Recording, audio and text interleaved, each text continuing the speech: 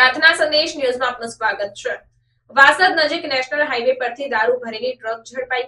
આપને જણાવી દઉં કે પોલીસે વિદેશી દારૂની બોટલો સહિત ₹69.24 લાખનો મુદ્દામાલ જપ્ત કર્યો।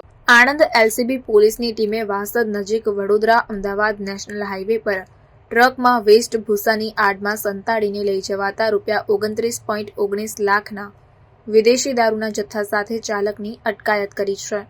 પોલીસે વિદેશી દારૂનો જથ્થો, ટ્રક તેમજ એક મોબાઈલ મળીને કુલ ₹69.24 લાખનો મુદ્દામાલ જપ્ત કરી આગળની કાર્યવાહી હાથ ધરી છે।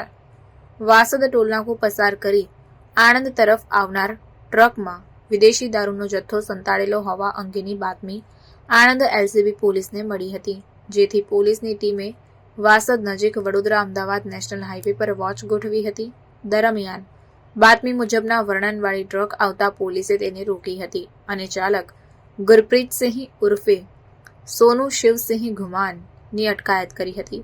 જે બાદ પોલીસે આ ટ્રકમાં ભરેલ સામાન બાબતે ચાલક ગુરપ્રીતસિંહની પૂછપરછ કરતા તેણે ટ્રકમાં કેટલ ફીડની બોરીઓ ભરેલ હોવાનું જણાવ્યું હતું, પરંતુ મળેલ બાતમી ચોક્કસ હોવાથી પોલીસે આ ટ્રકની તલાશી લીધી।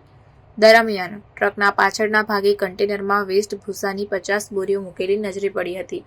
પોલીસે આ વેસ્ટ ભૂસાની બોરીઓ હટાવીને જોતા તેમાંથી બિયર તેમજ ભારતીય બનાવટની વિદેશી દારૂની કુલ 15,420 નંગ બોટલો મળી આવી હતી। પોલીસે આ વિદેશી દારૂના જથ્થા બાબતે પકડાયેલા ટ્રક ચાલકની પૂછપરછ કરતા તેને એક અજાણ્યા ઈસમે આ દારૂ ભરેલ ગાડી પનવેલથી અપાવેલ અને કચ્છ ભુજ જવાનું વોટ્સએપ કોલમાં જણાવ્યું હોવાની કબૂલાત કરી।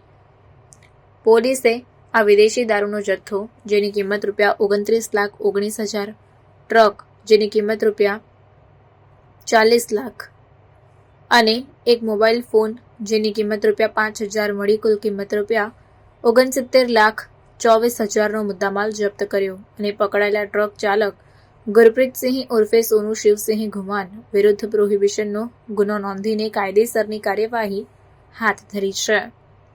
બ્યુરો હેડ બસર ચિશ્તી, આણંદ। પ્રાર્થના સંદેશ ન્યૂઝની તમામ લેટેસ્ટ અપડેટ્સ માટે ચેનલને હમણાં જ લાઇક, શેર અને સબસ્ક્રાઇબ કરો।